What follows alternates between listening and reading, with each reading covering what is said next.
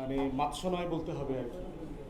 আপনারা যদি যে কোনো আদালতে যান, যে কোনো হাসপাতালে যান, আপনারা দেখতে পাবেন যে বিভিন্ন দলের পেশাজীবী সংগঠনগুলোর এক একটা আখড়া পরিণত হয়েছে সেখানে। এখন প্রশ্ন হচ্ছে যে আমরা যারা নতুন রাজনীতির কথা বলছি এবং আমরা যারা একই সাথে পেশাজীবীদেরকে সংগঠিত করবার চেষ্টা করছি, আসলে আমরা কি করবার চেষ্টা করছি? আমাদেরকে ভালো পছন্দ করেন এমন ডাক্তাররা গিয়ে কি আপনার এবি পার্টির আপনার পোস্টারিং করে দেবেন হাসপাতালগুলোতে, আদালত পাড়াতে, বিভিন্ন জায়গাতে, প্রতিষ্ঠানে, যে না এটা করা যাবে না? এটা এখনই বলে দিচ্ছি। এইটার মানে এটা না যে আপনারা সংগঠিত হচ্ছেন এবং আপনারা বড় বড় রাজনৈতিক দলগুলোর যে বাজে প্র্যাকটিস আছে এই প্র্যাকটিসগুলোর আদতে দেশের বিভিন্ন প্রতিষ্ঠানকে নিজেদের আয়ত্ত নেওয়া, মাস্তানি করা, ওখানে দখল বাণিজ্য করা, পদ পদায়ন করা, ওখানে শ্রমিক সংগঠন নিয়ন্ত্রণ করা, সেই ধরনের কোনো কাজ এখান থেকে করতে দেওয়া হবে না। অতএব যারা এই প্ল্যাটফর্মের সাথে সংযুক্ত হচ্ছেন তারা এই বাস্তবতাটা বুঝেই আপনাদেরকে এই প্ল্যাটফর্মের সাথে কাজ করতে হবে এবং একটা কাজের প্রোটোকল, আমার বিশ্বাস যে আপনাদের ইউনিটের যারা নেতৃবৃন্দ আছেন তারা একটা প্রোটোকল তৈরি করবেন যে আসলে আপনারা কি করবেন, কিভাবে করবেন। দ্বিতীয়ত হচ্ছে আমরা দেখতে চাই যে আপনাদের মাধ্যমে বাংলাদেশের বিভিন্ন পেশার মানুষদের যে ভোগান্তি আছে, দাবি দেওয়া আছে, চাওয়া পাওয়া আছে, আকাঙ্ক্ষা আছে, আকাঙ্ক্ষাগুলো যেন উঠে আসে। যেমন আমাদের চিকিৎসক যারা আছেন, আমাদের যারা ডাক্তার আছেন, তারা আসলে কি চান, তাদের সমস্যাটা কোথায়, কোন কোন জায়গাতে তাদেরকে আন্দোলন করতে হচ্ছে।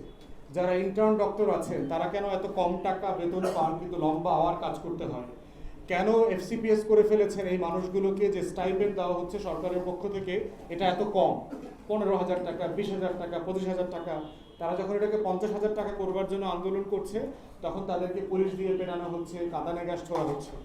কেন বিসিএস এ যে ডাক্তার অ্যাপয়েন্টমেন্ট হওয়ার কথা 42তম বিসিএস এ, সেখানে আরও 2,000 ডাক্তার বেশি নেওয়ার কথা ছিল, ইন্টারভিউ করে ভাইভা করে ফাইনাল করে ফেলেছে, কিন্তু সেই ডাক্তারদেরকে নেওয়া হচ্ছে না। অথচ সারা বাংলাদেশে 3,500 ডাক্তারের পোস্ট খালি পড়ে আছে। তাহলে আপনাদেরকে যেটা করতে হবে যে এই যে ভোগান্তিগুলো আছে, এই যে আকাঙ্ক্ষাগুলো আছে বিভিন্ন পেশার, এই মানুষদেরকে নিয়ে কাজ করতে হবে, কথা বলতে হবে।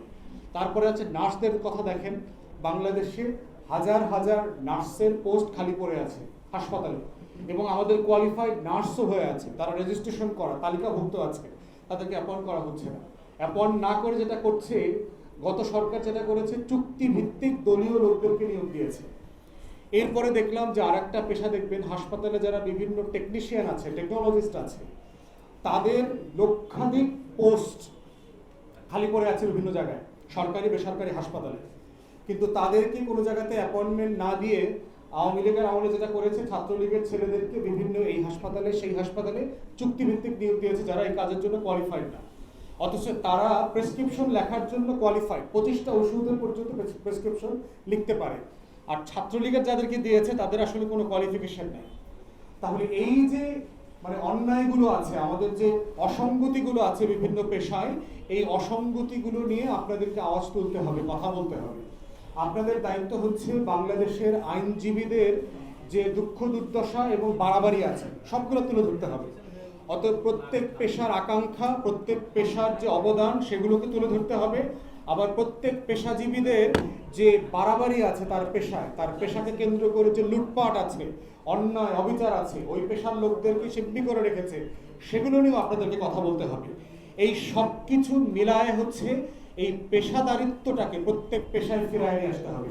এটাই হচ্ছে আপনাদের তরফ থেকে আপনাদের ইউনিটের বড় রাজনৈতিক কাজ।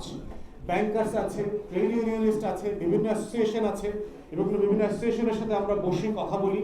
আপনাদেরও তাদের সাথে মত বিনিময় করতে হবে, কথা বলতে হবে, বসতে হবে যে আসলে আপনার সমস্যাটা কি, আপনার কোন বিষয় নিয়ে আমরা কাজ করতে পারি, কথা বলতে পারি।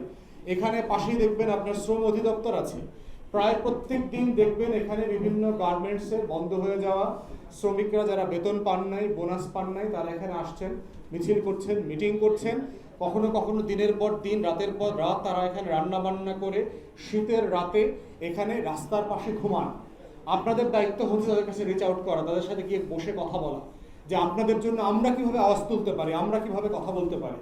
আপনাদের কাজ এইটা না যে আর একটা শ্রমিক সংগঠন তৈরি করে এইখানে সিন্ডিকেট বাণিজ্য করা, 30 জন মিলে এরপরে মালিকের কাছে গিয়ে চাঁদাবাজি করা। এই ধরনের কোনো কাজ আমাদের কোনো ইউনিটের মাধ্যমে আমরা করতে অ্যালাউ করব না। যদি প্রয়োজন হয় আমরা ইউনিট ডিসলভ করে দেব। অতএব যারা পেশাজীবী ইউনিটের সাথে কাজ করছেন, এই পেশাদারিত্বের জায়গায়, ইনসাফের জায়গায়, ন্যায্যতার জায়গায় এমন কোনো কাজ আপনারা করবেন না যেই কাজের মাধ্যমে আমাদের দলের বদনাম হয়, আমরা যে রাজনীতি করতে চাচ্ছি এই রাজনীতির বদনাম হয় এবং নেতৃবৃন্দের বদনাম হয়। আর যা যা আপনাদের করণীয় নাগরিক হিসাবে, সমিতি আকারে, অ্যাসোসিয়েশন হিসাবে, প্ল্যাটফর্ম আকারে, সেই কাজগুলোকে আপনাদেরকে আইডেন্টিফাই করতে হবে যে কোন কোন কাজ হচ্ছে আপনাদের দরকার করা দেশের স্বার্থে, রাষ্ট্রের স্বার্থে। এই দেশ রাষ্ট্র দায় ও দরদের রাজনীতি হচ্ছে বাংলাদেশ ২ গঠনের নতুন রাজনীতি এবং নতুন বন্দোবস্ত।